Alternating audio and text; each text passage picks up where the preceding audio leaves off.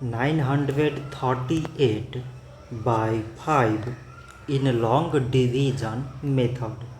5 times 1 is 5. On subtracting we get 4. So now we put down this 3 and it is 43. 5 times 8 is 40. On subtracting we get 3. So again we put down this 8 and it is 38. 5 times 7 is 35. On subtracting we get 3. So now we have no any other number to put it down. So we take here decimal, so that we put 0.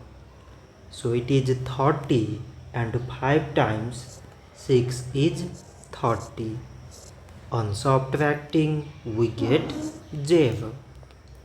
So 938 divided by 5 is 187.6. So this much for today and thanks for watching.